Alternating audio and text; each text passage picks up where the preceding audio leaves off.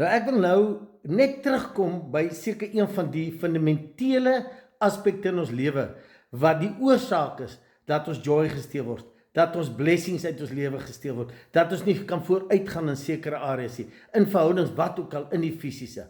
En dit is onvergewingsgesindheid. Nou onthou, onvergewingsgesindheid klink nie so erg nie, maar hy sit later om in haat, wrokke, al daai tipe goed. En dit gaan gepaard met oorsensitiwiteit. Dit gaan gepaard met minderwaardigheid. So dis 'n komplekse onderwerp.